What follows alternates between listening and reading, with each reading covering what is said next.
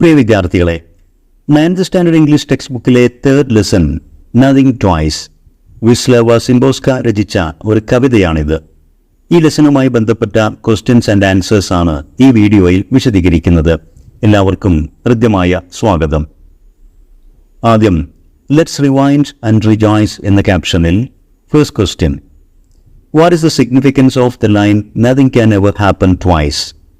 ഒരു കാര്യവും 2 പ്രാവശ്യം സംഭവിക്കുന്നില്ല എന്നർത്ഥം വരുന്ന ഈ കവിത ലൈനിന്റെ സിഗ്നിഫിക്കൻസ്, പ്രാധാന്യം എന്താണ്?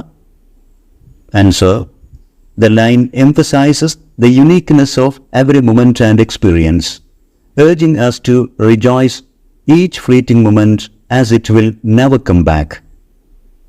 Uniqueness of every moment and experience. നമ്മുടെ ഓരോ നിമിഷവും നമ്മുടെ ജീവിത അനുഭവങ്ങളും യുണീക്കാണ്, അത് അതുല്യമാണ്, ഒന്നും മറ്റൊന്നിന് സമാനമല്ല, തുല്യമല്ല എന്ന ഒരു ആശയമാണ് ഈ ലൈൻ ഊന്നി പറയുന്നത്. മാത്രമല്ല, urging us to enjoy, നമ്മോട് ആസ്വദിക്കാൻ പറയുന്നു. ഈച്ച് ഫ്ലീറ്റിംഗ് മൊമെന്റ്, വളരെ വേഗം കടന്നു പോകുന്ന ജീവിതത്തിലെ ഓരോ നിമിഷവും നമ്മോട് വർത്തമാനകാല ജീവിതം ആസ്വദിക്കാനും ഉപയോഗിക്കാനുമാണ് കവിത ആവശ്യപ്പെടുന്നത്. കാരണം it will never come back, ഓരോ നിമിഷവും കടന്നു പോകും, പിന്നീട് അതൊരിക്കലും തിരിച്ചു വരില്ല.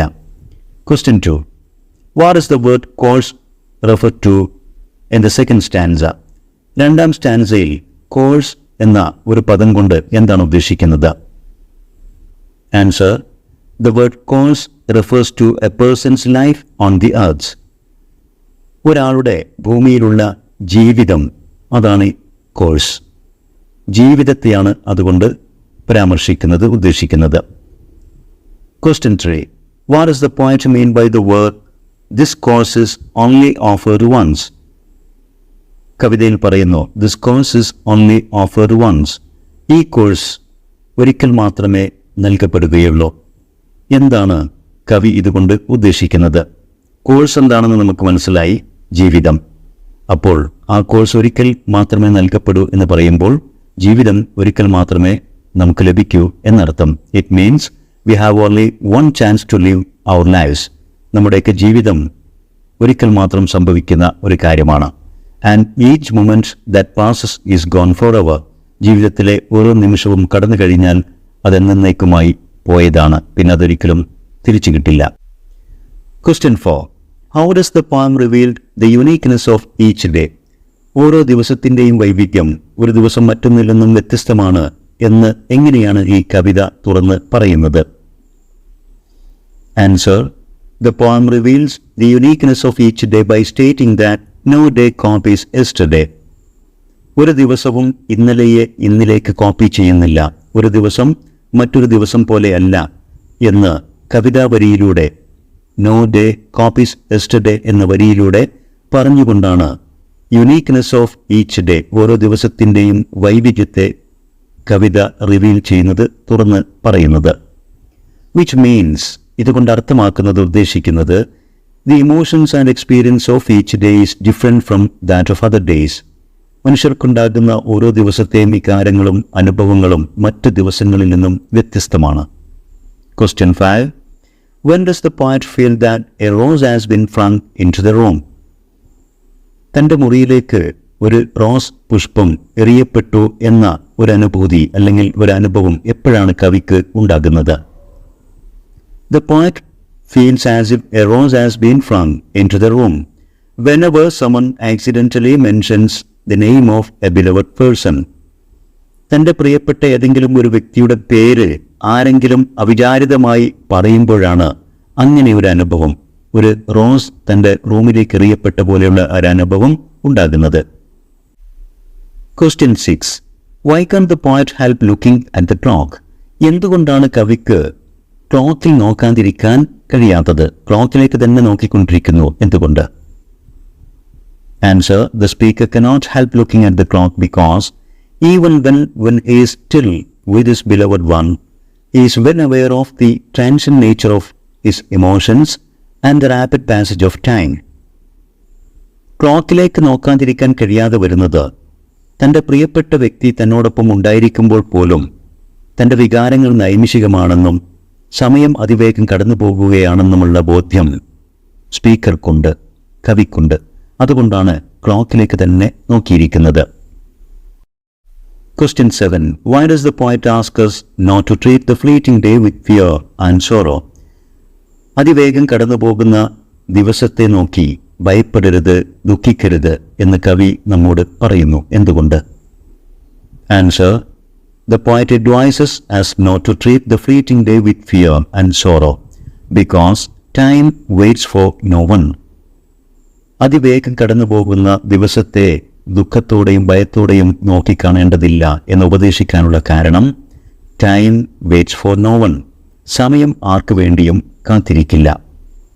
V should make the most of every moment and enjoy life without being saddened by the passage of time. സമയം കടന്നു പോകുന്നതോർത്ത് ദുഃഖിക്കാതെ നമുക്ക് ലഭ്യമായ എവറി മൊമെന്റ്, ഓരോ നിമിഷവും മാക്സിമം ഉപയോഗപ്പെടുത്തി ജീവിതം ആസ്വദിക്കുക എന്നതാണ് പ്രധാനം. അതാണ് കവി നമ്മെ ഉപദേശിക്കുന്നത്. കാരണം it's nature not to last forever. എന്നേക്കും നിലനിൽക്കാതെ ഇരിക്കുക എന്നുള്ളതാണ് സമയത്തിൻ്റെ നേച്ചർ. കടന്നു പോവുക എന്നുള്ളതാണ് സമയത്തിൻ്റെ പ്രകൃതം. Question 8. What is the line "Today is always gone tomorrow"? Tell us about the nature of time. കവിതയിലെ ഒരു വരിയാണത്. "Today is always gone tomorrow." ഇന്നത്തെ ദിവസം എന്നുള്ളത് എപ്പോഴോ നാളെയിലേക്ക് പോയി കഴിഞ്ഞു. എന്താണ് ഈ വരി കൊണ്ട് അർത്ഥമാക്കുന്നത്? സമയത്തിൻ്റെ നേച്ചറിനെ കുറിച്ച് ഈ വരിയിലൂടെ നാം എന്താണ് മനസ്സിലാക്കുന്നത്? This line tells us that time is constantly moving forward.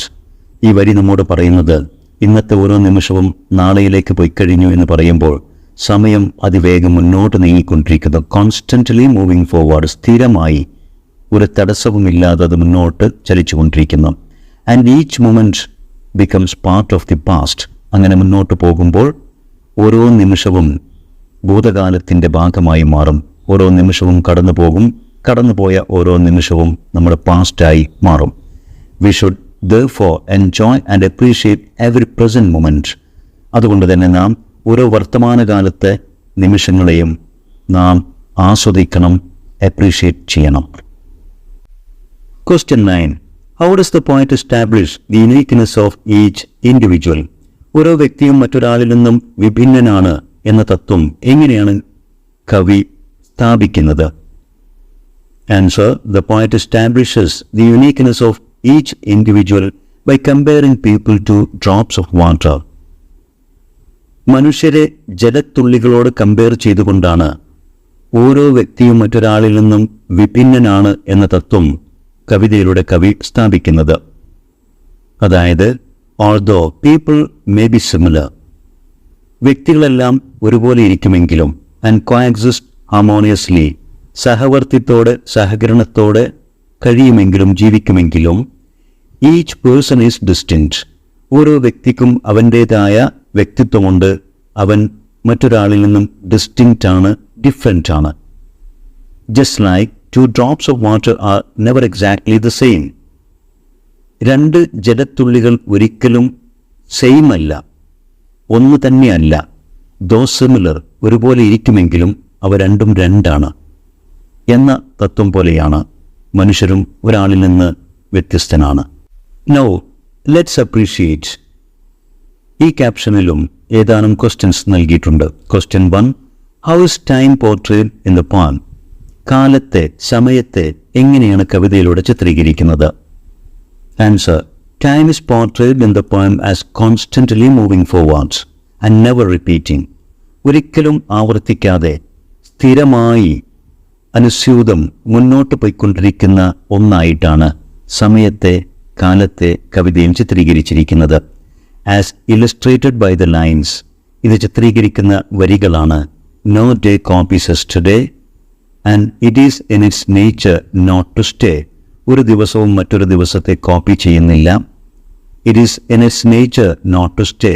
സ്ഥിരമായി ഒരിടത്തും നിശ്ചലമായി നിൽക്കുക എന്നുള്ളത് സമയത്തിൻ്റെ നേച്ചർ അല്ല, അത് സഞ്ചരിച്ചു കൊണ്ടിരിക്കും. Today is always gone tomorrow. ഇന്ന് എന്നുള്ളത് എപ്പോഴോ നാളെയിലേക്ക് പോയിക്കൊണ്ടിരിക്കുന്നു, അല്ലെങ്കിൽ പോയി കഴിഞ്ഞിരിക്കുന്നു. ഓരോ നിമിഷവും മുന്നോട്ട് പോയിക്കൊണ്ടിരിക്കുന്നു എന്നൊക്കെ അർത്ഥം വരുന്ന ഈ വരികളിലൂടെയാണ് സമയത്തെ ചിത്രീകരിച്ചിരിക്കുന്നത്, അതിൻ്റെ മുന്നോട്ടുള്ള പ്രയാണത്തെ ചിത്രീകരിക്കുന്നത്. Question 2. What feeling does the mention of your name evoke? കവിതയിൽ പറയുന്നു your name. ഈ പ്രയോഗം എന്ത് വികാരമാണ്, ചിന്തയാണ് നമ്മുടെ മനസ്സിൽ ഇവോക്ക് ചെയ്യുന്നത്, ഉണ്ടാക്കുന്നത്, ഉയർത്തുന്നത്? The mention of your name evokes the intimacy of personal relations.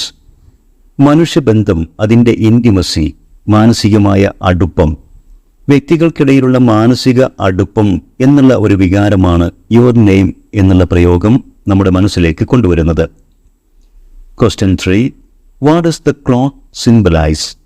Clock എന്തിനെയാണ് പ്രതിനിധീകരിക്കുന്നത്? ക്ലോക്ക് കൊണ്ട് എന്താണ് ഉദ്ദേശിക്കുന്നത്?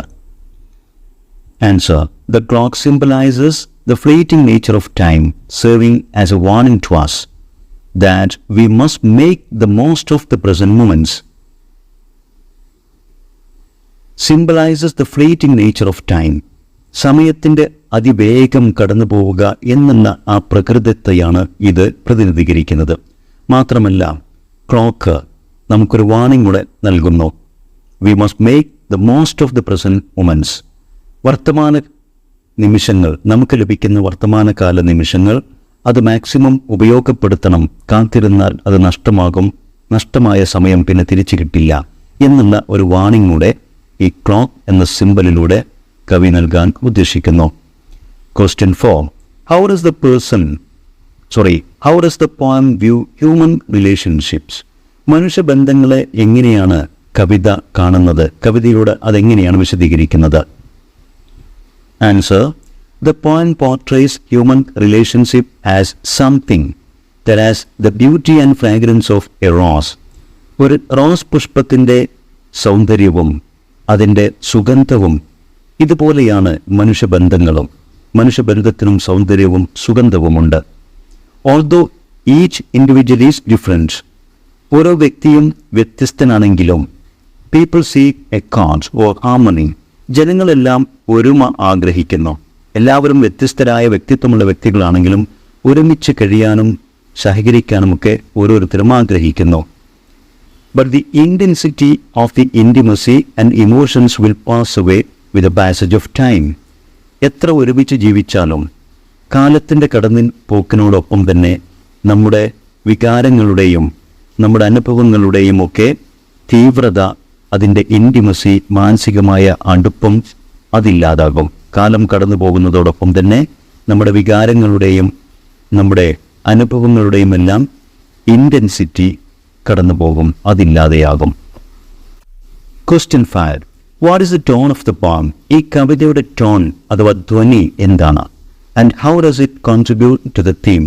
എങ്ങനെയാണ് കവിതയുടെ പ്രത്യേകമായ ഈ ടോൺ കവിതയുടെ തീം, ആശയവുമായി ബന്ധപ്പെടുന്നത്? Answer. The tone of the poem is reflective and thoughtful. കവിതയുടെ ടോൺ വളരെയധികം ചിന്തോദ്ദീപകമാണ്. കഴിഞ്ഞുപോയ നിമിഷങ്ങളെ ഓർമ്മകളിലേക്ക് കൊണ്ടുവരാൻ പര്യാപ്തമാക്കുന്ന ഒരു ടോൺ.